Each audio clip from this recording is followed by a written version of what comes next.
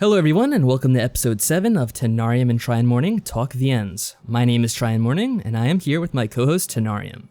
I am indeed here. That is a thing I'm currently being. I'm glad to hear it. So how have you been, Tenarium? I have been rather well. I just got back from the tennis club because I'm white middle class, chatting with my mate, and here I am.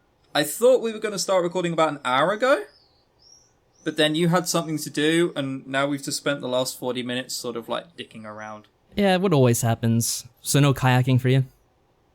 No kayaking for me. Okay. Good though, a minute in and we're already on the in-jokes no one else is going to understand. So Yeah. that is a good start. So now we need to do the thing where we maliciously endear ourselves to the listener. Right, so we need to talk about ourselves and what we've been up to for the past, 3 weeks. Of course. So I have been leading a very fun life, as per normal. Been losing weight, and that's about it, really. I've been going to work, and then I come back from work. Little twist in there for you. And that's it. How about you, Patrick? Have you fared any better? Nothing too exciting. Last weekend was Father's Day here, and we all went out to this place, it's kind of like a arcade, I guess you'd say. And I went with my two, I guess you'd call them nephews. They're my cousin's children, and they're 4 and 2. And it's funny, I remember when I was a kid, even when I was young like that, I think I was 4, I was playing games, but they were very intimidated by them, so it was pretty interesting to see. Did you power game and just win everything because you knew you could? No, I didn't intimidate them that way, like killing them in every game. No, I didn't do that. If that's what you're asking. Just playing air hockey and then smashing the puck down. Yeah, come on, you suck. Bring it. Brilliant. No, I didn't do that. They were just, I don't know. They're a little shy, I guess you could say. A little shy. Well, they are quite young, to be fair, and arcades are generally quite loud. Yeah, that's a thing too. Although, I must have to say, you are unaware of it, but you actually offended me. I haven't spoken to my dad in years, and you just mentioned it's Father's Day. That triggered me. Oh, I'm sorry. I should have added a warning. Yeah, and Tumblr has actually told me, themselves, the owner of Tumblr has told me, that I can hold you responsible for my trigger warnings, despite you not knowing about them previously. Alright, send all your angry comments my way. It's on my channel, so feel free to just leave them below. I will leave the angriest of angry comments. And I'll be really upset about that, I'm sure. Yeah, but this probably won't be up for another 3 days, so I'll probably have forgotten by the end of this podcast. Right, so moving on, I think we have some news, and do you want to get to that, Tenarium? We have news. We have some big news, actually.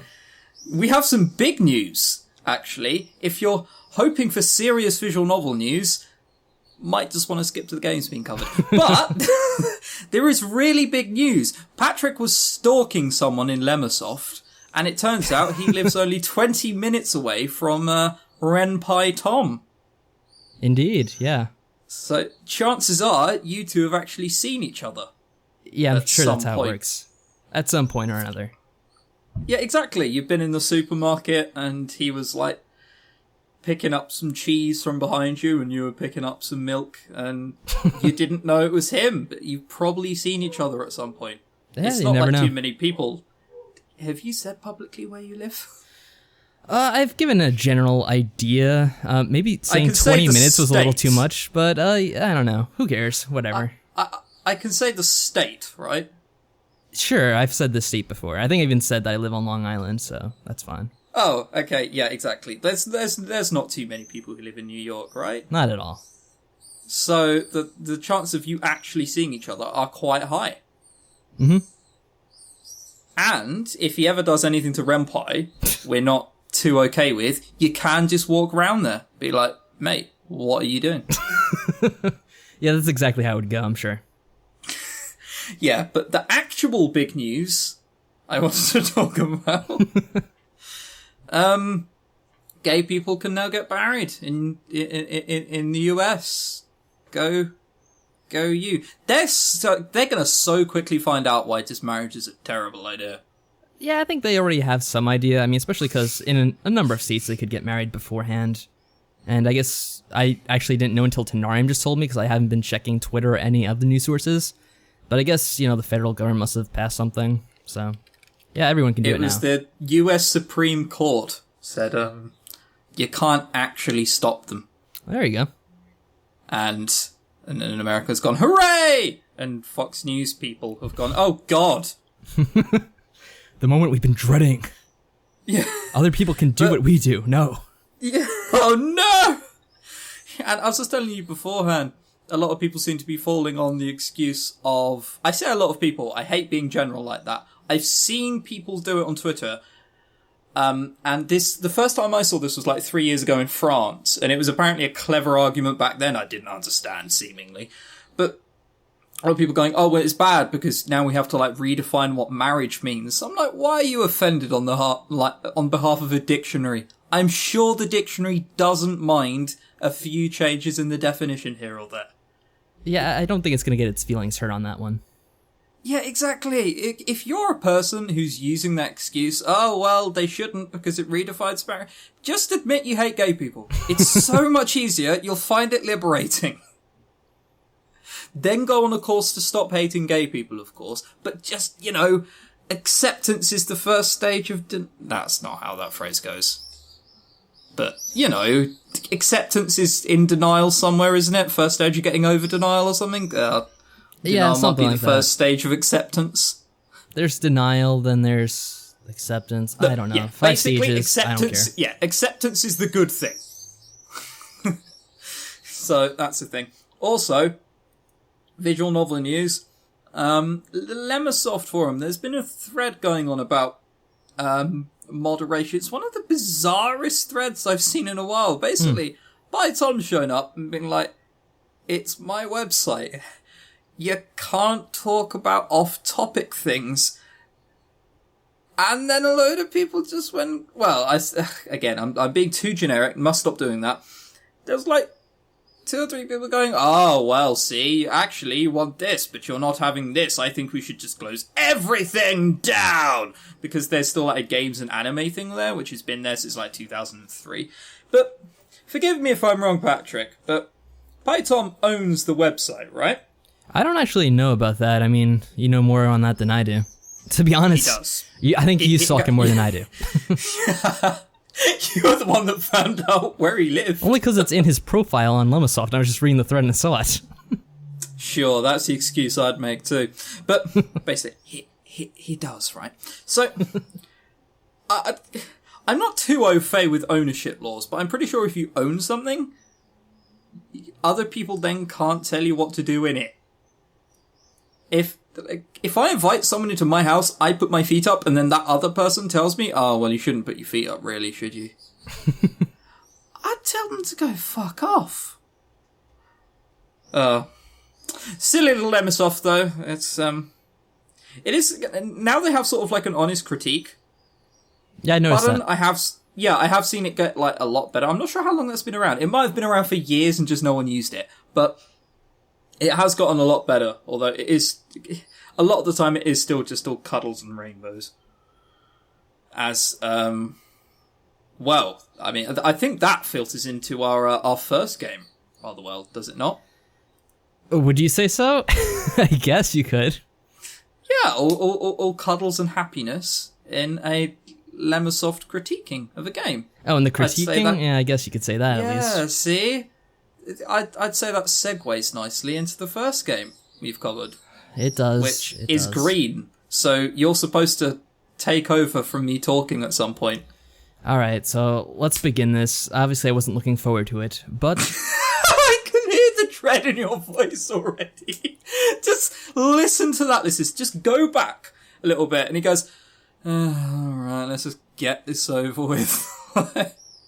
Yeah, I think that's why we decided to pick this one for first, right? Finishes.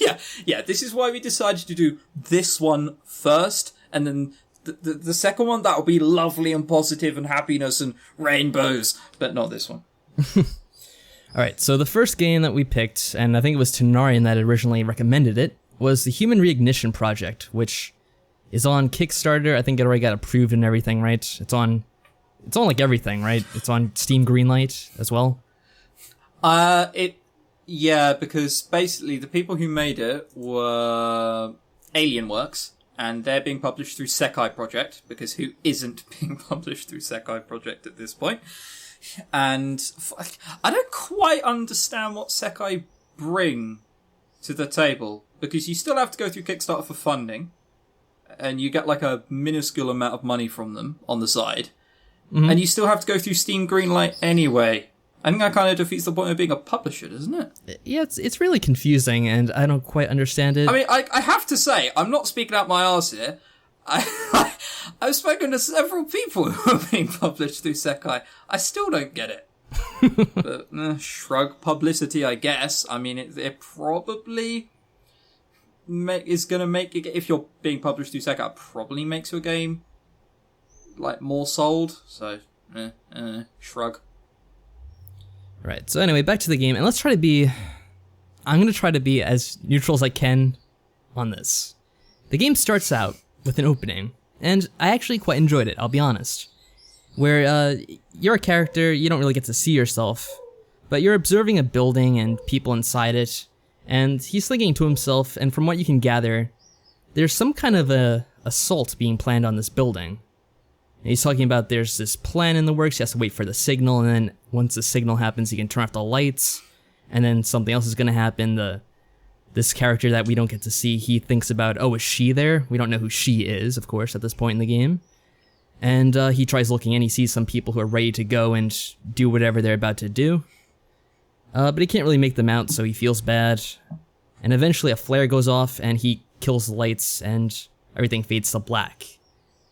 And that's where the game really begins, and that's kind of where things really go downhill, at least for me. And for a few other people, like you, Tenarium, right? It was never on a really big hill. You never really cared much for this in the first place, even. Yeah, exactly. The thing is I like going into something knowing nothing about a game. Like, absolutely nothing. Because that way, it can surprise me. And I can be like, wow, this is fucking incredible. Yeah, I have to agree too. But I did go into this having two different people told me it's really boring. It's really, really boring. And there is, unfortunately, this quote is gone from their Kickstarter. I wish I'd taken a screenshot of it. They've changed it to sound less pretentious, but I imagine someone from PR like tap them on the shoulder and be like, you can't say something as bad as this, because it just makes you look bad. I tweeted about it at the time. At ChrisTenarium, for those wondering. And the quote is on their Kickstarter, because they were asking for $22,000. Our funding goal is higher than a lot of projects similar to ours, because our standards are a lot higher too. Whoa! What? You can't go... That is calling people out.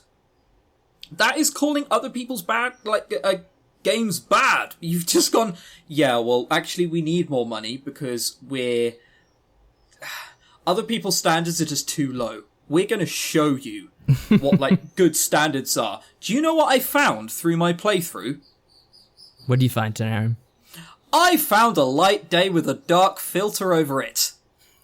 I was like, oh, what? These are these revolutionary new high standards I'm seeing, are they? Because that looks suspiciously like a dark filter over a light day to me. But it's a higher standard of a night filter. It is. It wasn't completely black.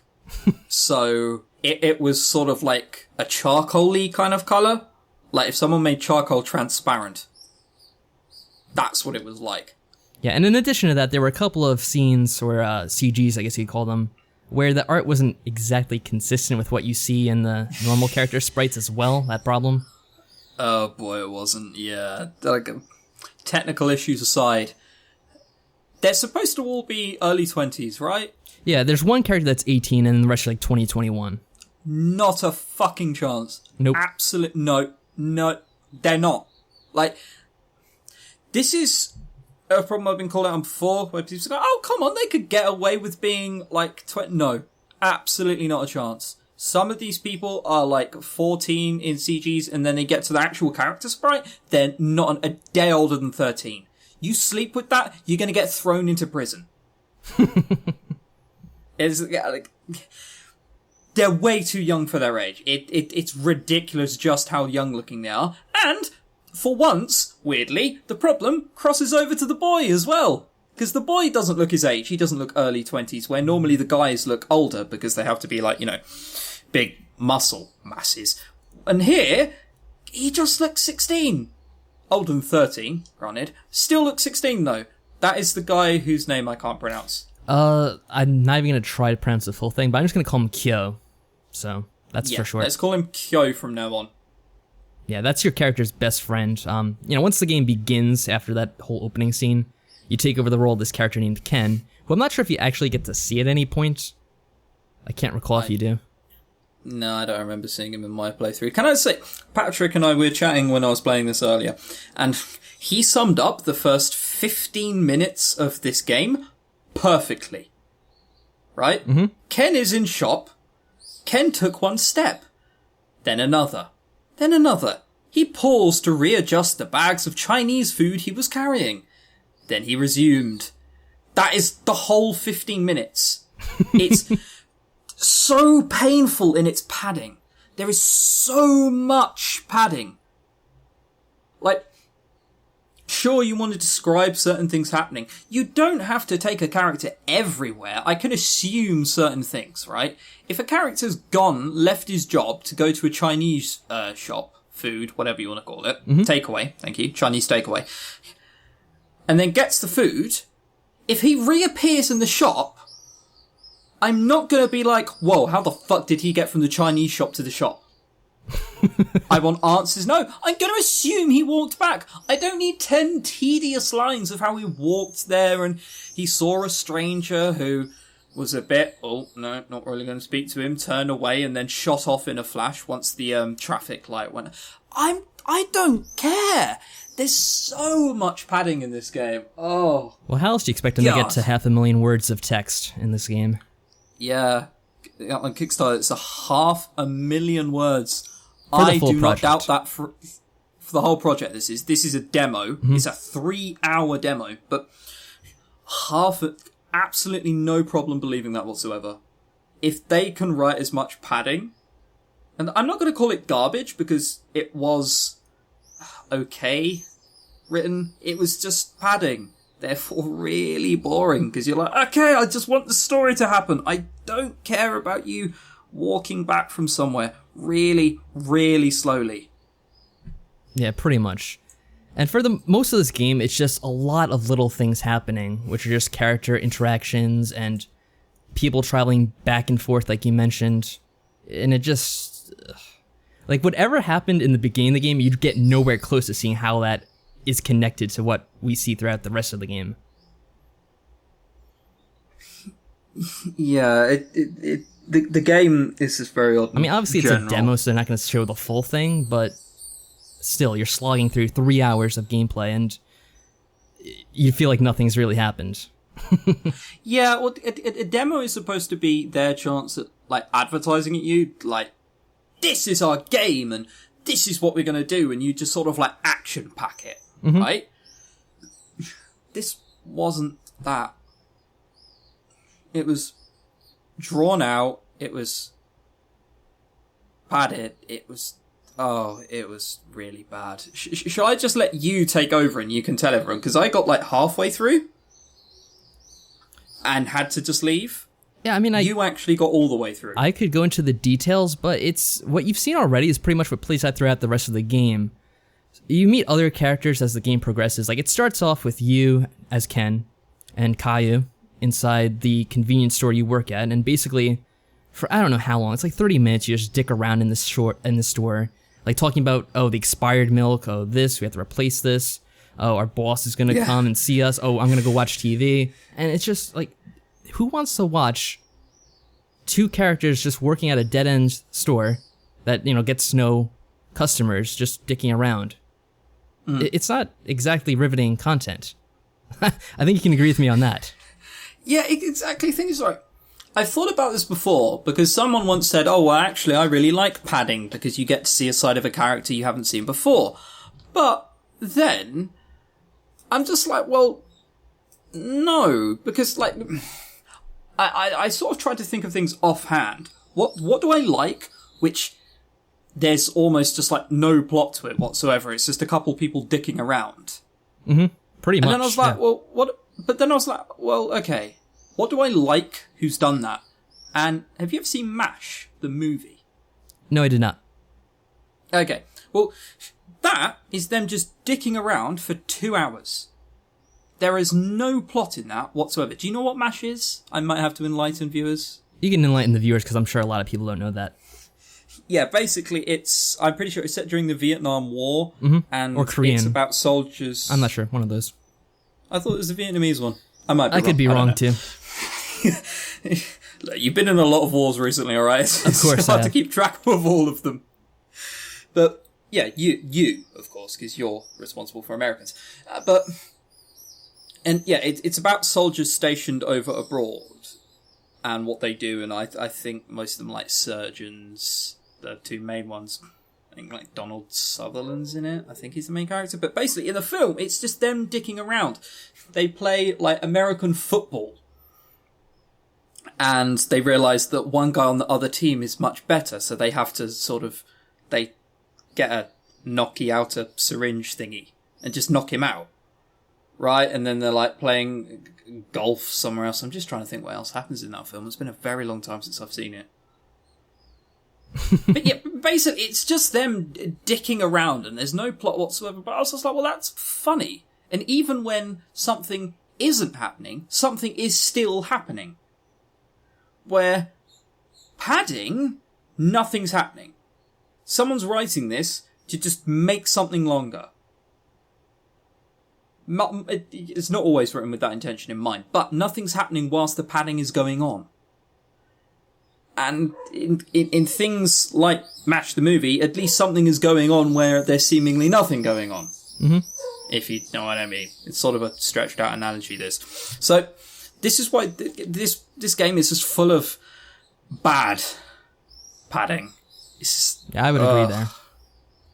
Something I do want to say out though, the background art, that was alright. The background art was very very acceptable. I enjoyed it. Yeah, it was detailed. It's done in a very realistic style. I did have to check whether certain things were actually just like background with a sort of odd filter on them, but no, it's all been drawn. So, that was quite nice. Also, the music. I had that on for 10 minutes. If I was told the music is done by Kevin MacLeod in Comptech, I'd be like, oh, yeah. You're probably right. Like, did you get that? Like, because apparently it's all originally composed, I think, if I look at their Kickstarter now. I think they may have said that too. I mean, I didn't read the whole thing thoroughly, or maybe you mentioned it to me. Oh, God. But either way, yeah, the music wasn't... That definitely means I have to double check. Yeah. Because I don't want to be wrong here. Yeah, let's double check on that one. But either way, yeah, I didn't feel like the music was very inspiring. It didn't sound like it always fit the situation. There are a lot of times when it seems like something should be more sinister because, like, from the intro of the game, you kind of have an idea of where things will head eventually. And so when you head to certain events in the game, which are meetings with a certain group of people, you feel like there should be more of a sinister undertone to it rather than a lighthearted feel. Yeah. Hang on, I'm just looking. They have music samples here, so I presume everything is done. I mean, it's just, like, hang on a second, blah, blah, blah, blah, blah. There's this line I just read, and now we're working with people whose talent can't be overstated with the goal of creating the best Western visual novel to date. Now, did you think it was even in the top 10? No.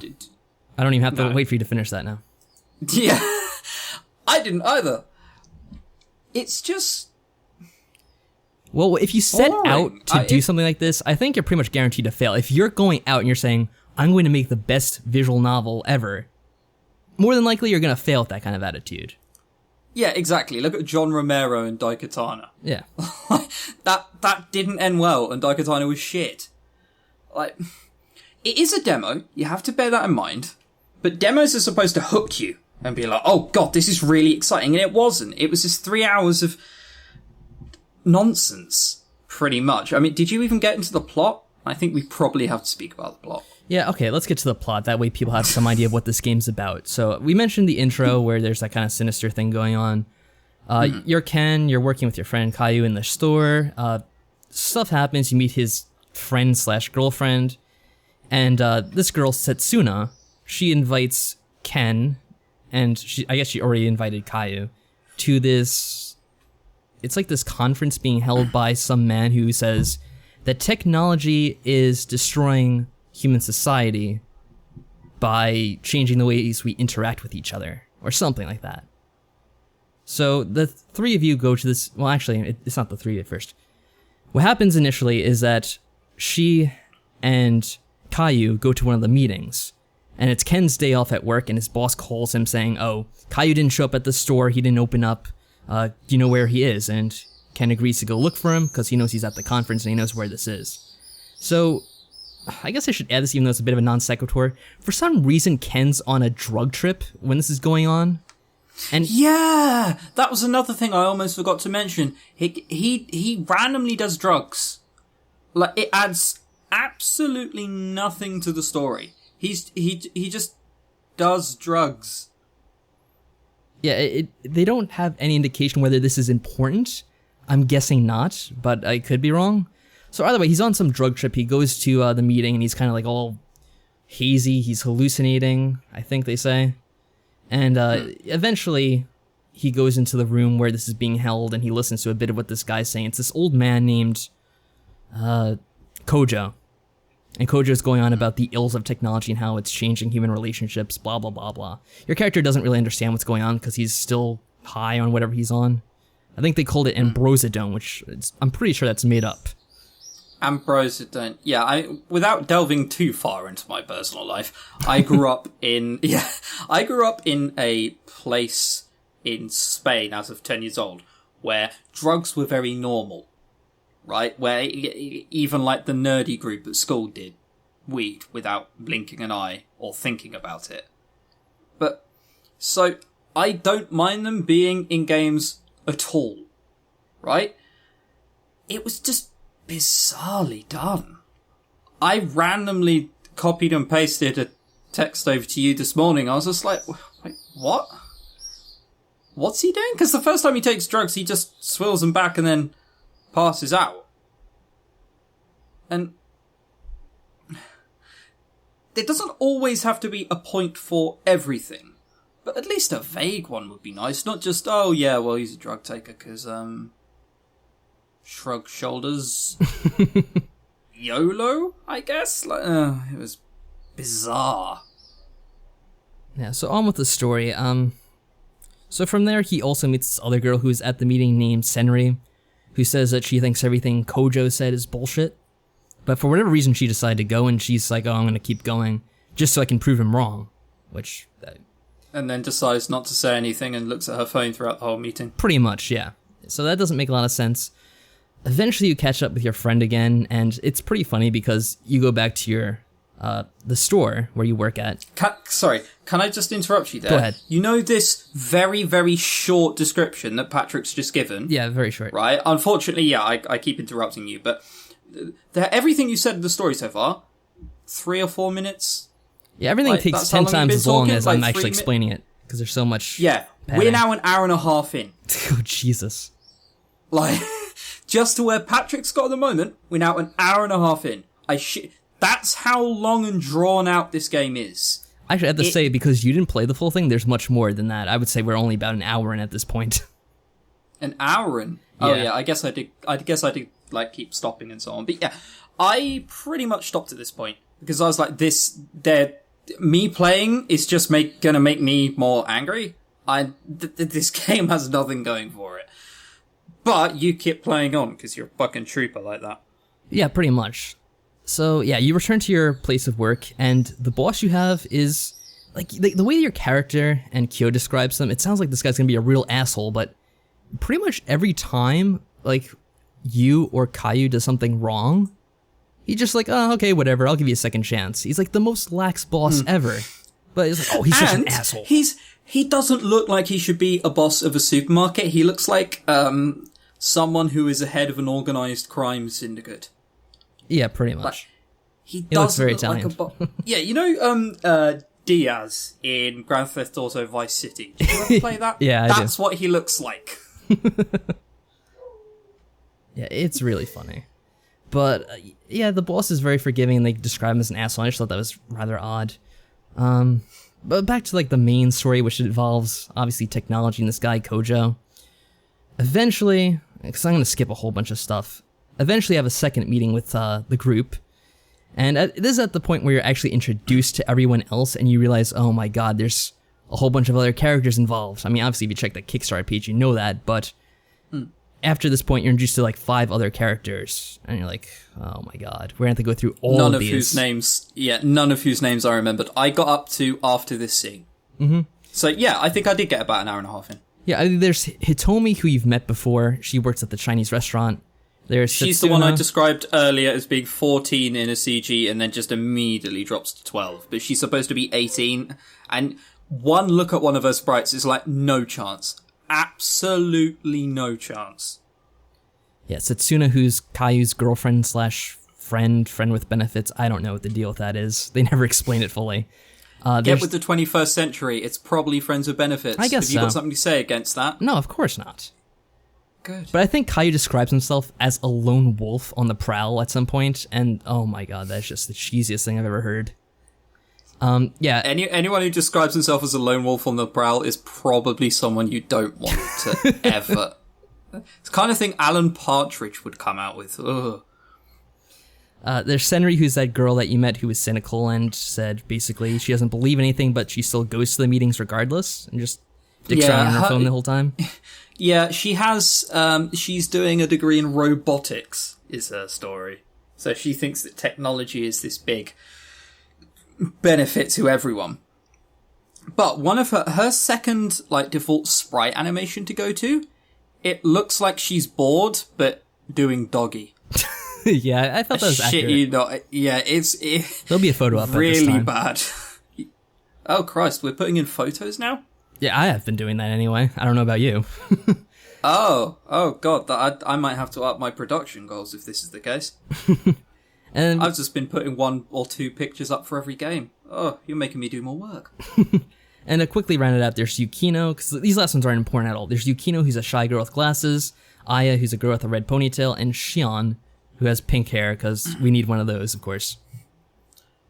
Shion is the really shy one, isn't she? Yukino's the really shy one. Shion also seems shy.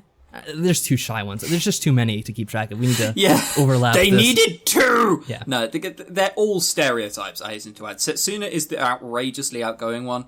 When you meet her, she, like, lunges herself forward and says hi. I can't remember the exact line she used. I was speaking to you about this morning. Mm-hmm. Also, just quickly to add in, Patrick here is so dedicated to the cause. He spent all last night up playing this, right? Yeah. Occasionally, he's up really late at night, because he'll just send something to me, like, in the middle of the morning, and I'll get up and I'll respond to it. And occasionally I'll get a response. I was like, mate, it's like 3:30 in the morning, and he was just like, oh yeah, well, I'm heading off soon. Fucking all night up playing these games. I was amazed. Yeah, but anyway, I think those are all the girls. I don't think I'm leaving anyone out, honestly. I hope not. No. I mean, basically, though, they are stereotypes. So the point is, throughout the rest of the game, yeah, you get to know these girls, and you hang out with them. And that's it. You don't really visit the rest of the plot, besides Kojo seems to be manipulating your character into hanging out with them all, for some reason. I don't know why. I guess he has big ideas for you, and apparently this is going to somehow connect eventually to what happened in the beginning, but there's not much of a sign of that so far. Even though it's a demo, you still have to give glimpses. You really Even do. if it's an episode 1 of a 5-episode series, you need to give glimpses as to what's happened, not, oh, trust us, the full game actually gets better than this. It's just like, in a demo you're supposed to advertise me why I should be buying your game, why it's so good. This, I've said before, didn't do that. I mean, they got funded on Kickstarter. Well done and shit. And I have to go back to what we originally said in the beginning of this, back when we were talking about the intro, and I have to say that when I first saw it, I thought it was going to be promising. I really have to agree with Tenarium said afterwards that, having played the entire thing, the whole point of the intro is just to have something that's actually somewhat story-based when the rest of the game is literally nothing but relationship drama. Yeah, I was really disappointed by that. Because the first minute, and it's literally a minute, is it? Nah, exposition and padding probably brings it out to like 3 or something, but it just doesn't do anything as of then. I mean, on the Kickstarter, and this is when it really started to sort of go downhill, at its core, Human Reignition Project is a boy x girl visual novel made. It's like, that says it all right there. If something like that is like your core, the thing that you're focusing on, that means your story's gonna get left behind. Boy, it showed. I think that's all we can say about that, really. That sums it up. Yeah. I have to say, we really, when we go into games, we want to play good games, right? Yeah, I did. I really was looking forward to this. We'd love to be able to tell you. Yeah, we'd love to be able to tell you, Human Reignition Project, go back it on Kickstarter, go play it. It's really, really good. But it's not. And unfortunately, unlike other unnamed people, I can't sit here and tell you it's really good despite it not being. I can't look at the positives because the negatives far outweigh the positives. Should we move on? Indeed. I can be positive now. Yes. Right, next game. We're occasionally gonna go back and do stuff that we know we like and see if it's changed since the first time we played it. So, I suggested that we go back and play Cinders. Boy, I was quite happy at that decision. It was so nice after playing 2 other games on this list, Human Reignition Project being one of them. Just sitting back, hitting start, you get the music that comes in. It always matches the atmosphere. Always. There is, cannot think of one time. I've played through this game 3 times. I cannot think one time where the music is seemingly out of place. Nothing like that. Now, I'm also someone who generally won't mention too much about art or music. I said music's perfect, it's fitting with what it is. Because, I mean, there are going to be spoilers in this, but I'm going to assume you know what happens in Cinderella. Right? I can take that for granted. If you haven't seen Cinderella, or heard about it, or know what happens, what the fuck have you been doing for 20 years of your life? But buy Cinders, play it, and then come back and listen to me praise it, because that's what's going to be happening. But yeah, someone who doesn't really care too much about the art and music, more stuck into story, I have to give the music a shout out. Brilliant. The art is fantastic. Oh my god. There are like constantly things moving on screen. So, like for example, in Cinder's room, you go in there and there's like a little fire going to the bottom right, and that's animated. The door for the windows, you know, because there's like those wooden things you pull together. Those move. There's, I think sunflowers outside, might be dandelions. Don't know flowers for the life of me. Big and like a yellow head. Do you know the one I'm on about?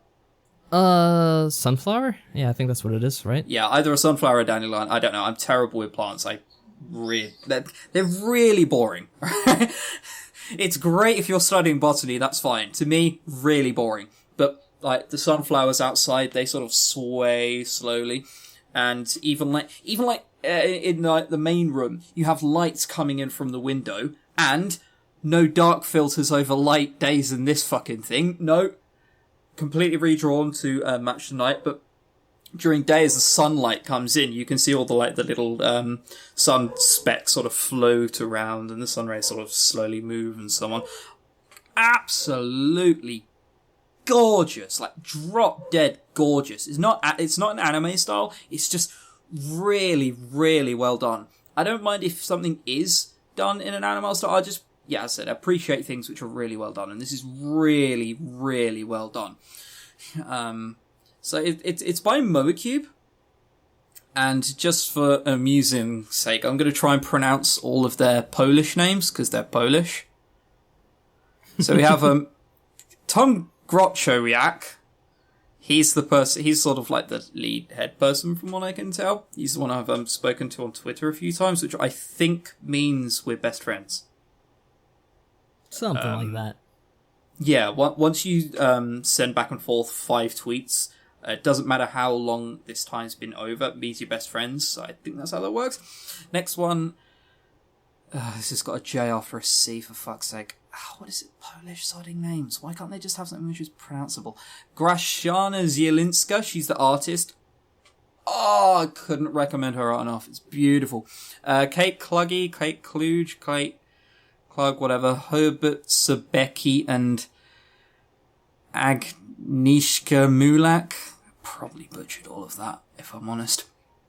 But yeah, Cinders. So, for those that don't know the story of Cinders, and I don't know how you remember to breathe in and out every day, but Cinders is a thing where you were little, your dad had this big estate, but then he married someone who was slightly evil.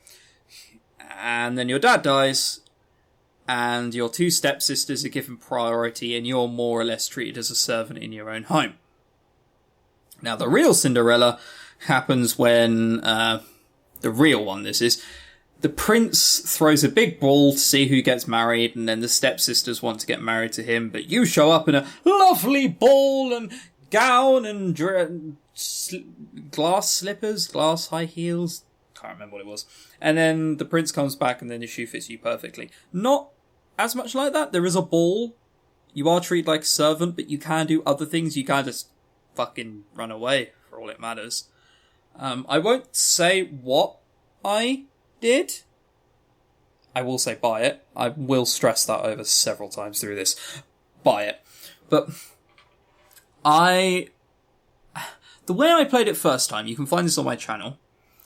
The way I played it first time was that I was a bit of a rebel. And I got to be queen, but I wasn't too happy. The second time, I just died. I didn't even know you could die until I died, but I died. Third time, went to get my estate back. So there are several things you can do. Now, the reason I pointed out what I did and how it ended up is because there are choices in this game. Choices matter. They're not just there so they can disrespect your choice and then circle it back to the thing that they want, where they want the story to go. Not naming any names, Human Reignition Project and Sakura Fantasy. But this game totally respects your choices. You can be somewhere else doing something completely different if you just choose something else, which is brilliant. There's so much content to go out on. There's 4 different endings and then 4 different variants of all the different endings. So there's 16 different endings to get. Now, during my playthrough, and I know you can get playthroughs with more choices, there are 47 choices. And the game will always respect your choice. It will never, I want to say this, and then the character's internal monologue goes, oh, well, actually, I won't. I'll go back and do something else. Because I'm not like that. No, it will always do that. Early on, you can find this in the demo. You can either rest a little bit longer in the morning. You can either read a book. Or you can just go about doing your chores.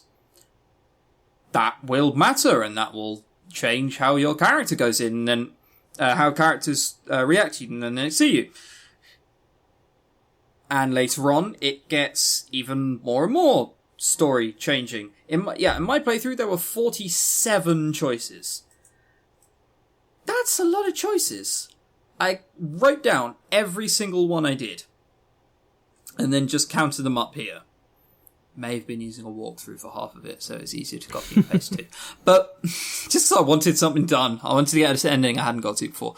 But 47 that's a lot of choices, especially when they all matter as well. Like, I think the second choice you make matters quite a lot, because it's when you meet a certain fairy. Again, I'm not spoiling by saying that, for fuck's sake. Like, it's Cinderella, we all know you have a fairy godmother. But Yeah, it depends when you do and don't. If you don't do it then, you do it so much later on, and by that point it doesn't really matter anyway because you're speaking to someone else. And there are loads of different people you can end up with. Sometimes you don't even end up with anyone. It's just so good. Patrick, did you play any of this at all? Yeah, I did end up playing a bit of it. Unfortunately, I didn't get around to playing the whole thing or even close to enough to really get a feel for it. But, yeah, I would say probably about 30 minutes or so. Where did you get to? What was going on? I'd come back from, going shopping, which really wasn't too far at all, because I think I was talking to you at the time, so even though I was doing it for 30 minutes, I don't think I actually got as far in as I could have. It's like right in the beginning. Yeah, you probably didn't even get to the read the book choice. No, I didn't. No, I did get to that one, because that's like the first one you get. And then the second one is you get to talk to the man in the store about, bartering. That's like the other big thing you do. Or I don't know if it's really big. Yeah, because that one, you have to perform a task for something which is basically just purchasing of goods, and you can either like haggle or be seductive or be friendly or just pay it all up. And I really enjoy that you have a variety of choices you can go about in that. Yeah, massive variety of choices. And what you can do is, for example, you can haggle with him, bring the price down, and then spend that money elsewhere. Yeah, that's pretty cool. Cannot do that in any visual novels. Like, my praise for it cannot be high enough. Yeah, and even just playing, 30 minutes, just the art style hits you immediately, just how beautiful it is and how alive the world feels. Like, I'm not even that big into art. I never really drawn art. I don't know much about art. But, like, you don't need to. Just as soon as you play this, you're gonna say it's spectacular. Yeah, exactly. I said not too long ago, and I want to keep reiterating it, we just appreciate things which are well done. Like, you don't need to be in Ponzi art who knows all the artists in 1700 who are revolutionary and Dutch, Like, don't anything like that. It's just objectively really, really, really good and nice. Mm-hmm. The story's I can't recommend it enough. Like, I don't even want to spoil that much of the plot and talk to you too much about the plot, because I want you to go and buy the game. It's just really good. That's all I can say about Cinders. If you haven't bought it yet, why haven't you bought it? I'm still waiting for you to buy it. Click on the cart button, and there you are. It wasn't too hard, was it?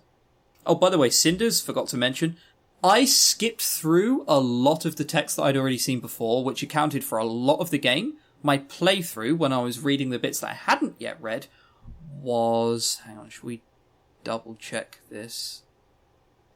Oh, you bastard. I'm going to have to boot it up to see and then look in the Steam tab because it's not telling me. Right. So, with all the stuff I hadn't read, it's 105 minutes long. And I skipped through a lot. It's just such good value. Holy shit. So, should we move on to our next game? Sure. I cheated and played this on my channel. Ah, you dirty cheat. Yeah. Well, I should also add that I cheated and I only watched this on Chris's channel. I didn't bother downloading and playing it myself. God. Yeah, so, both cheated. We're supposed to sort of do this in the off time, but I was like, oh, sod it. I've got, like, a bit of spare time and the house was empty at the time. So I was like, oh, why not? I'll just play through it. It's half an hour long with me stopping to talk quite a lot and ranting. So it's probably only 20 minutes long, 15 at a stretch. Mm-hmm. That's normally how you can tell how long a game is. So it's about a game. It's about a game. It's about a girl. You can choose to play as either Maria or Mario. I chose Maria. I generally do try and choose female characters when they come up, just because, oddly, they're normally more fleshed out. And I don't mean, oh, well, all girl characters are better written. No, they have a higher chance of not being a stereotype if they're in the main character role. So, I'll generally choose a woman if I'm given the choice. Unless it's Pokemon, because you're just irrelevant at that point, aren't you? Really? So, you just try and pretend it's you, let's be honest. But this game's about you, and you have a pizzeria which isn't doing as well because your love left you. And then one day you get a special delivery from your grandmother, which is an oven. Now you find 2 people in the oven when you go back to check it at night. Spoilers for this game. I am going to talk about it and probably the end as well. But you find 2 people in the oven who are called Dough and Donor, I think? Doa, that's it. Dough and Doa. Which I thought may have just been Dumb and Dumber. I kind of go along with that too, but I don't know. It's dumb either way. We can agree to that. Yeah, it's definitely dumb.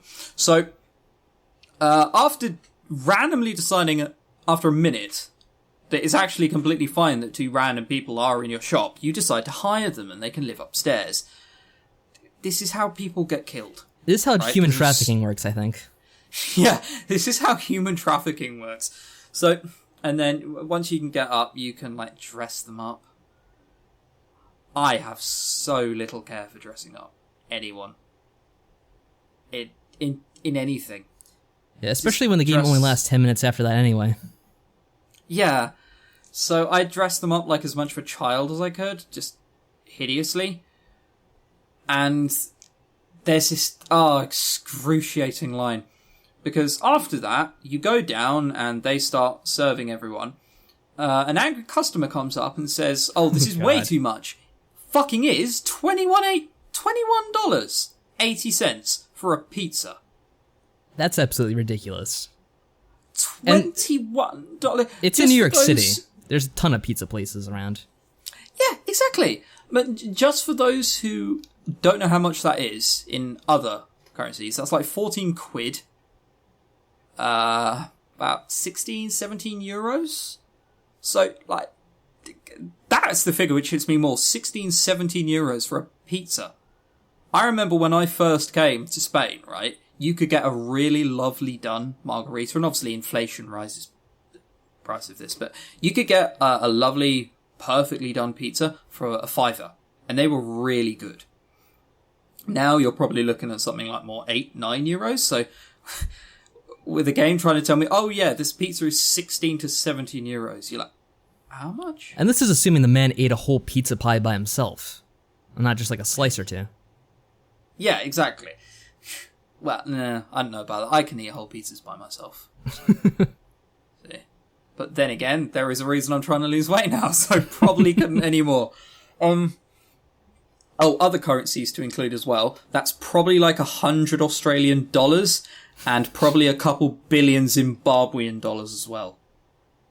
So, I just thought we need to include that. Mm-hmm. In case anyone's confused. Yeah, exactly. And if you're in Sweden, it's however much of that made-up money you use. So, moving on. This guy complains about the cost of a pizza, rightfully. And then we're like, actually, we need this money for ingredients and staff upkeep. I'm like, well, something is costing you too much then. Oh, yeah, you don't pay rent because you own the building.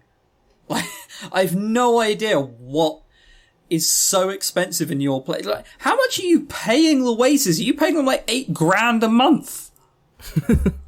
Well, that's why I like what they do is your character justifies it to him by saying, oh, what? Don't you care about my employees? And I'm thinking, most people out there going to say no.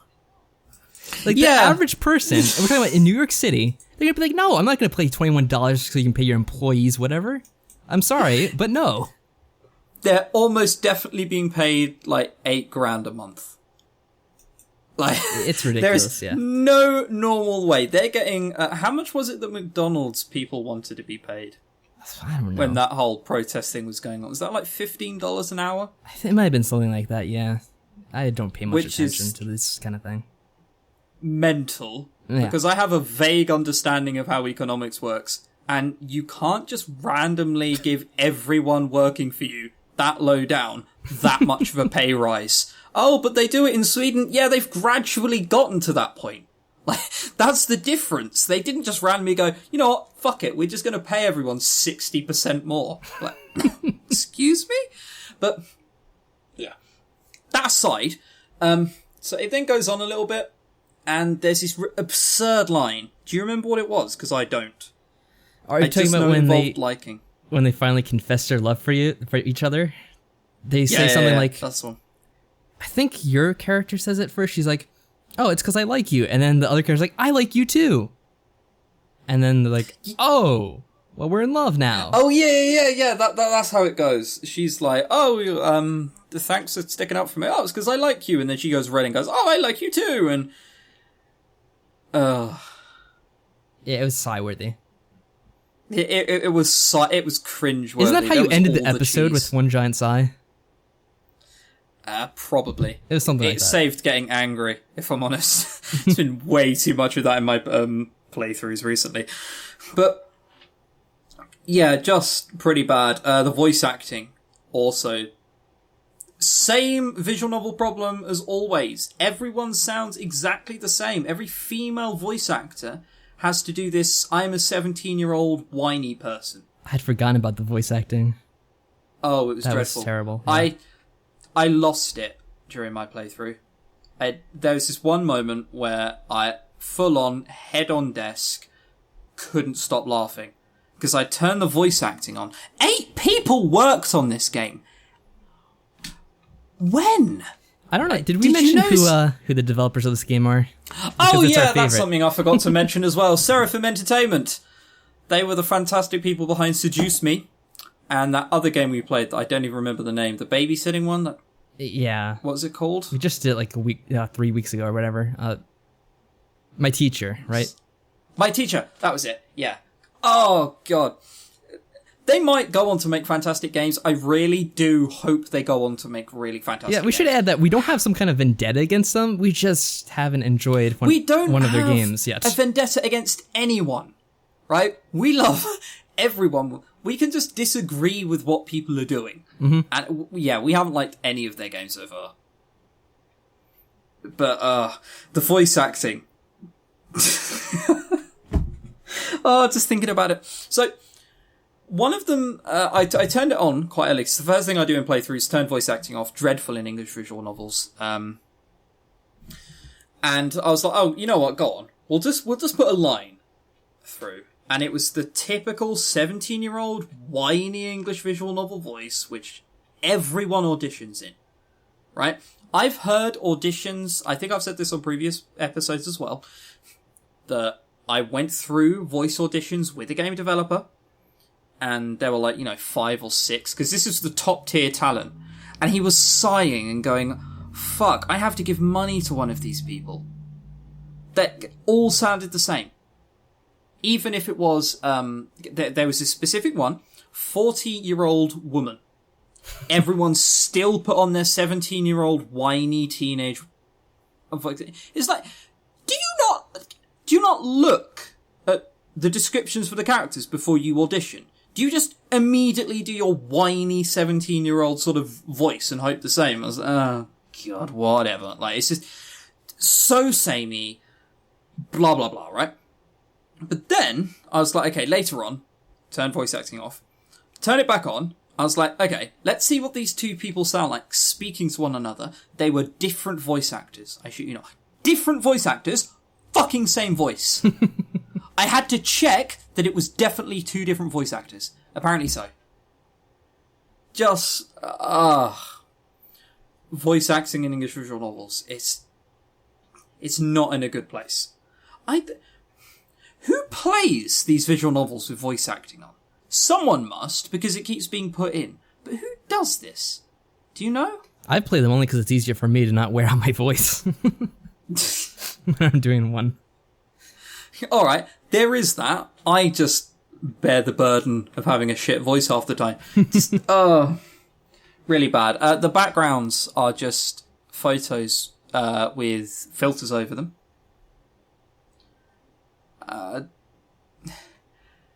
The music, I seem to remember, also didn't sound... Because it's supposed to be a heavy Italian setting. It sounded French. Just... There are a lot of things wrong with this game. I hope Seraphim Entertainment's next game, really good. We don't hold revenge or vendetta against anyone.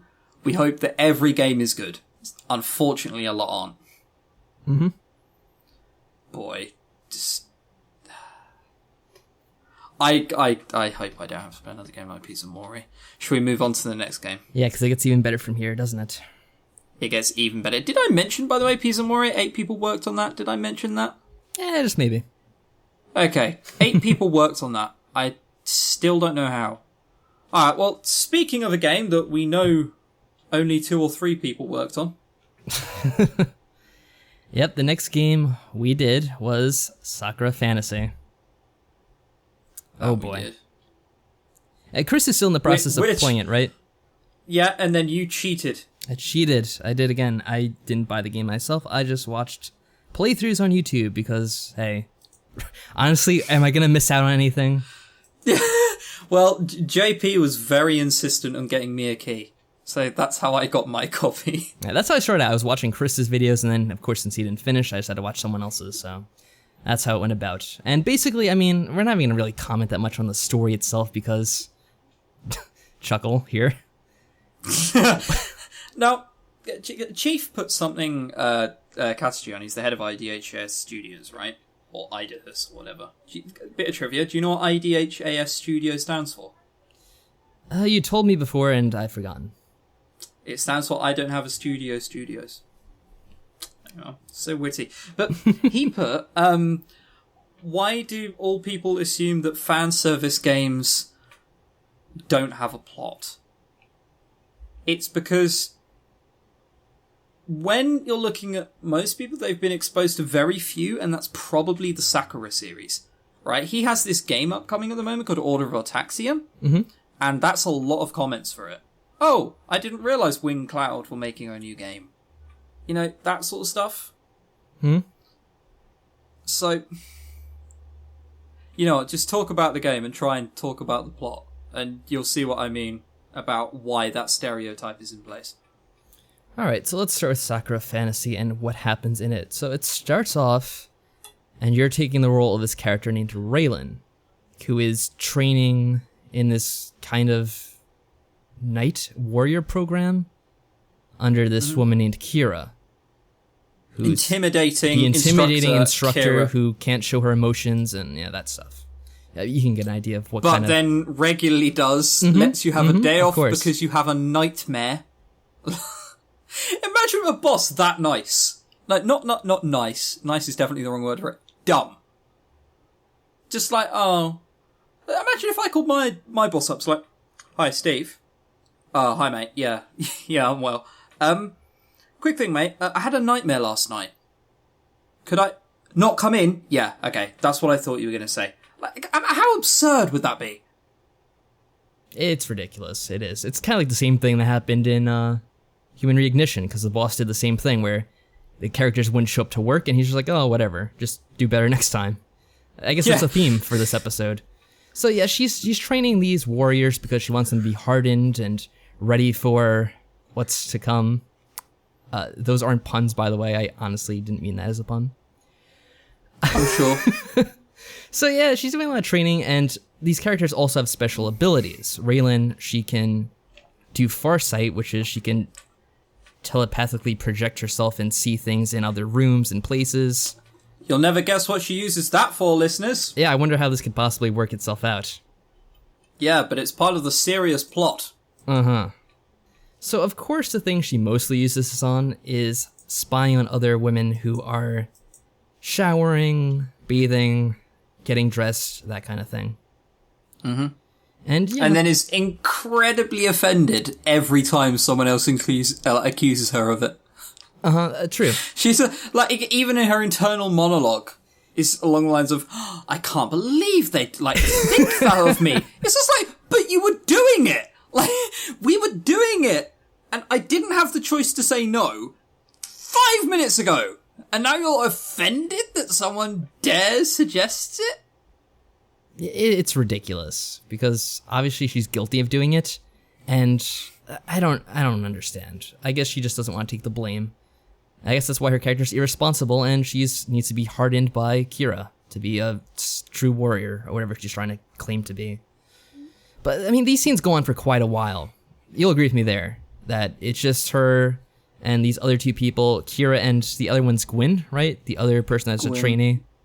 Yeah, there are apparently loads of trainees, but why write them in or even bother animating them? And so the three of them they interact for a while. It goes on for what seems like forever. Eventually, Raylan goes to the capital because she has guard duty.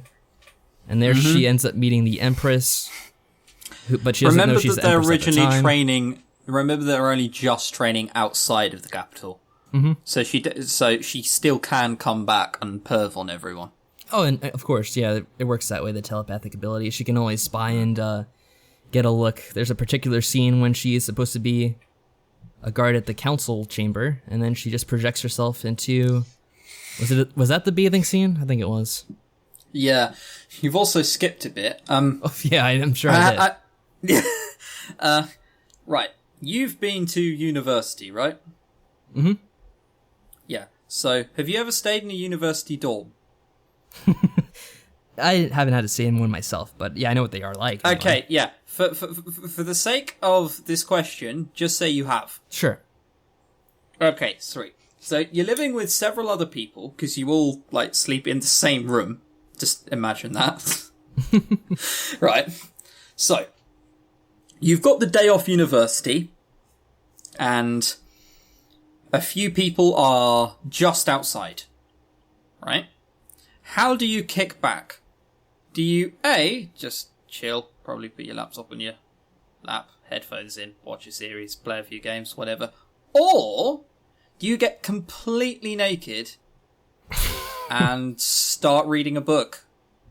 Well, of course, before you do anything, you're going to get completely naked and just lounge about for all to see. Yeah, even though anyone could walk in at any moment. But that is the thing which happens. After you have a nightmare, Kira, the intimidating evil instructor, just gives you the day off. And you're like, okay, I'm going to take off all of my clothes and lie on the bed. I'm like, I know what's going to happen. And lo and behold, Kira walks in.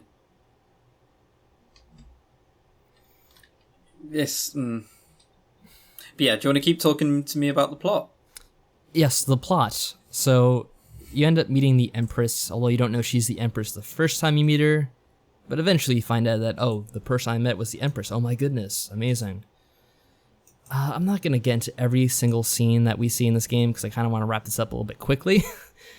But essentially what happens eventually is the Empress is kind of like a prisoner in her own castle, it seems. Like, the councilmen don't really respect her. I'm not really sure how the government works because it doesn't get explained exactly in detail. I like to think of it like England. It seems kind of that way, doesn't it? Yeah.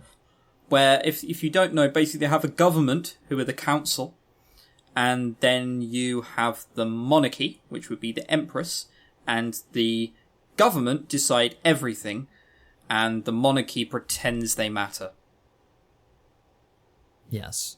And so there's a whole stir in the city because there's this fallen star, and people are in a panic. They're thinking it might be the end. You know, the usual kind of banter that happens when people think the world is ending. So, eventually, after a number of conversations and things just kind of going nowhere, the Empress decides to send an expedition out into the wilderness to find this fallen star for reasons. I don't really remember exactly what it was. So, of course, guess who it falls upon to go out on this expedition? Guess which three characters go? Is it Meatloaf? Of course it's Meatloaf, yes. Oh, okay. Awesome. I had to check, because if there's anyone you're going to send on a certain death mission, it's probably going to be the singer from Bat Out of Hell. Mm-hmm. But yeah, of course, Raylan, Kira, and Gwyn are sent on this assignment. Hang on a minute, I thought it was Meatloaf. And Meatloaf tags along. He's the one that's stalking them from a distance. He's the one that's going to come in at the last moment in episode 4 or 5, whatever this is, and then save the day. Because this is an episodic game, by the way, if we haven't mentioned that. Oh, okay. That makes more sense. So you go on this expedition throughout the forest, and of course we get to some classic Sakura series mainstays, such as the clothes dissolving slime, which attaches onto your character and dissolves away her clothes, because what else are you going to feed on? And eventually you meet up with like a village of people, and they take you in, and they're like, oh, well, we're glad to see the Empire is still around because we've been out of contact with you for so long. And so you reconnect with them, and they take you in, and eventually you defend them against a monster. And that's pretty much how it comes to an end. I mean, there's more little details I'm missing, but that's as far as the plot goes anyway. Yep, pretty much. Have to point out, this is the first episode of a series. How much does the game cost? I have no idea. It's like $10, I think.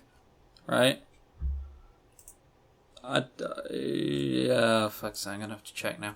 Yeah, this is chapter 1. It's €10, so presumably $10 as well, because go fuck yourself, Europe. It's the same thing. And the top rating I can see. So there are 2 top ratings, right? Because the first one always has to be in the language that you're browsing from. So I'm currently in Spain. And this person rates this Sakura Fantasy game as the worst, but still gives it a 7 out of 10. Nice. Just don't bother convincing yourself that the story is worth it. It's really not. That guy's probably just in it for the edgy. And then the other highest rated review was, I used a lot of tissues for these chapter. The story is truly remarkable for being so dramatic. That is quite obviously a sarcastic remark, but that's the top review. Sounds about what I expect for this game. Yeah, it's not any good at all. If you... I've said it all the way through my playthrough.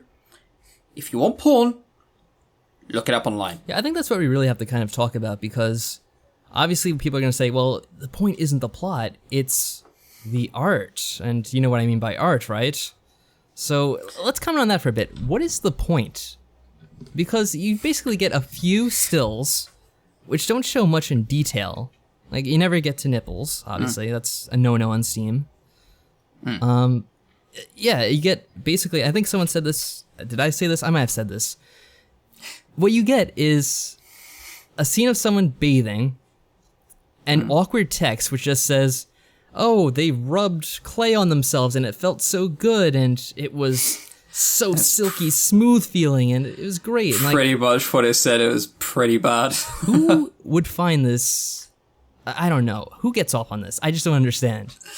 I can understand if they really are doing the full thing. Some people might take a liking to that, but when it's half-assed like this, I don't know. I guess some people, if you're very young, you're like, oh, this is exactly what I want, but I don't get it. I don't think I ever will. So, there you go. Well, I tried to think what's the closest thing you can compare to it in like an actual real life sort of thing. And the closest thing I could compare it to was a stripper. Because that's basically pretty much, yes. Right? It's a striptease, yeah. Yeah, but at least a stripper gets completely naked and then grinds up against your penis. Mm-hmm. That is second-hand experience, I hasten to add. Haven't gone to one. They're very sleazy joints. But, yeah, at least there you actually get some sort of action. Even though you're not allowed to touch, you have to look at it. Something is still happening to you. In this, it's literally just a few stills. You could get good quality video online if you just typed in porn.com. Mm-hmm. And for free, you just have so much better stuff. Yeah, I mean, if that's your thing, that you want to see actual, like, anime girls doing it, then there are much better options for that as well. I mean, not that I'm you could didn't know probably about this. Find that. Yeah. Yeah, not that he's done some research before, but you could literally just go to porn.com, type in anime, and probably find better stuff than this. I don't know who's paying $10 for it. The story's nonsensical. It's clear that the story is not at anyone's high importance. Ugh. I think that's that's what we can say about that. Sign off from Sakura Fantasy. It's just going, ugh. Should we move on? Yeah, let's do it. One last one. One last one. This is the game that you didn't want to take, so I'm going to try and awkwardly explain it. The Censor Oh, we didn't say who Sakura Fantasy was by. Well, I wonder if you guys can take a wild guess on who did that. Yeah, it was Unwinged Cloud. But no, right, the Censor. It's by Lucky Special Games. This was originally a 2013 NaNoRenO entry. I must admit, I was somewhat surprised when I opened this, and it had a custom GUI. That is to say, game user interface. So, like, all the buttons were custom. And so on. And the screen is constantly moving. It's constantly, like, panning and so on in the titles. I was like, oh, that's quite cool. Like, actual effort has gone into this game. And then I saw the characters and sprites. I went, I may have been premature in my judgment. They're black silhouettes with, because no one has the name, it's a future dystopian society. And so everyone just has an ID on them and it's just a black silhouette. It's like, someone called this just the best art for a visual novel I've ever seen. You're going to put in Cinders stills, right? Yeah, of course. I might even do like little videos for it because it's animated. Yeah, exactly. Now, I want everyone to look at the art for the Censor, and then I want them to look at the art for Cinders, and I want them to be honest with themselves and ask themselves what's better. If you say that the Censor is better, you're probably the developer for the Censor. Like, there's nothing too woefully bad with it. Like, I'd say it's pretty much just like bog standard. There is a lot of black on the screen though. It's constantly a lot of black on the screen. Pretty much every background is like 4 small windows worth of art, so what you can see outside. And nothing else, it's just all black. So, your job, this is set in the future, and you are a censor. Your job is to censor other people and look people who would potentially be up for censure. Now, I did deliberately missay that because I'm not sure whether they fucked up or not. Right? You're a censor. You have to censor things online. Think North Korea. Mm-hmm. Right? And then, once you do that, they get censured. That's CENSURED. And that is defined as an expression of strong disapproval or harsh criticism. The game hints heavily towards that once someone's been found out as doing something they shouldn't be doing, they get taken away to a not-so-special place. Yeah, that to me doesn't seem like... Yeah, a farm upstate, that's what it is. But that's not harsh criticism or strong disapproval. That's being censored. Not censured, censored. Your voice is being censored and they're sending you somewhere else. I genuinely want to know, because no one else appeared to have pointed that out. I'm the only one who appears to have noticed. I'm genuinely wondering whether I'm being dumb or whether it's just a huge foresight which no one else appears to have noticed. Yeah, I wasn't totally certain about it myself. Yeah, exactly. So the game goes on. There is this system for censoring stuff online, but basically it doesn't work. The developer said that they had something planned, but I don't want to do them injustice and basically say something which isn't true here, so I might have to go and look it up. Okay, so Root Pro, that's what it is, right? You can go around censoring all these things. And the quote is, originally Root Pro was supposed to be this elaborate minigame / backstory delivery system where the player can censor messages, seed misinformation, report dissidents and so on. It got convoluted fast and ended up being a lot of work for an optional features players might not even use, so I gutted it to avoid scope creep. Which basically means that there's this big system in which isn't used or works properly. I tried 2 playthroughs, one censoring no one and one censoring everyone, and there was no difference. There's like actually no difference. You may as well just not look through it. Also, there's this specific one, I can't remember which one it is, but if you click on it, you get the Ren'Py error message. I know it's a specific one because I tried it 3 times. and it died every time. So, bugs as well, it will just break. Yeah, there's something in the game itself that says, oh, some messages might be spiked, which will cause your computer to become inactive or something like that. And I'm not sure if they actually intended something else to happen once you clicked on that, or if... I've had I don't know if it's intentional or not. I've had what that properly is appear. And basically all I did is just sort of like scroll back, because it says, hang on, waiting. But yeah, no, I'm pretty sure no intentional feature breaks the game. Right, I think we can all agree on that. So, if so, it's a very bizarre choice. Yeah. So you're set here and you're sort of like, you have like no proper contact with the outside world, and they're always people are always constantly monitoring you, and you're originally an outsider. You only got put in when you were 15. And you have this little robot in your house, which is, you call Mother. And then one day that gets hacked into by your before Mother, before you got put in. And they start speaking to you. Now, I sort of rejected all notions of trying to...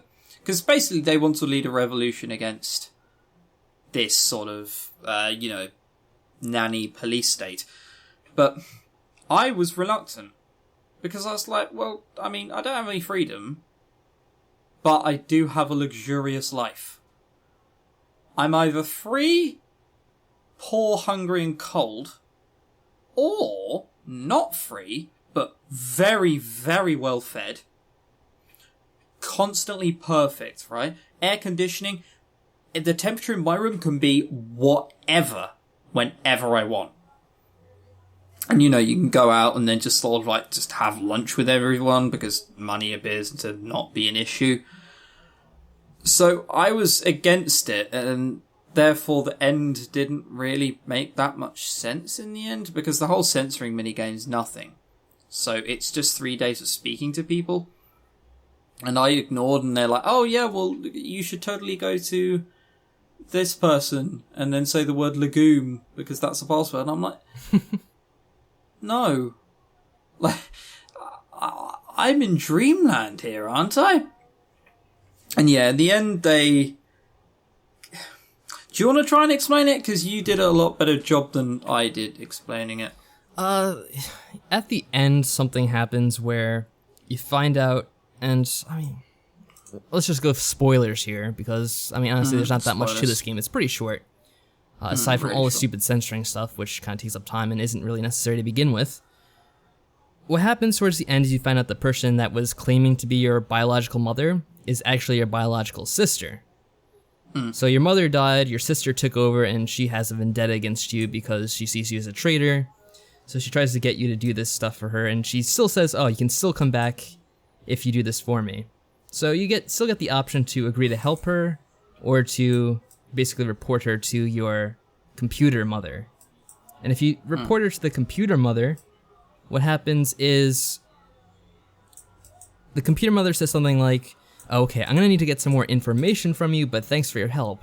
And the screen goes black. At that point, I'm like, okay, so the computer mother dicked us over, and basically we're probably gonna be eliminated here. But oddly enough, the game did resume after that. I'm like, oh, okay, so what did happen? And it continues on to the next day. Like 30 seconds. So you go to your computer terminal, and as soon as you click on something, it says, the snow is here, or something like that. Because there's some kind of theme where when the snow comes, the government will be toppled.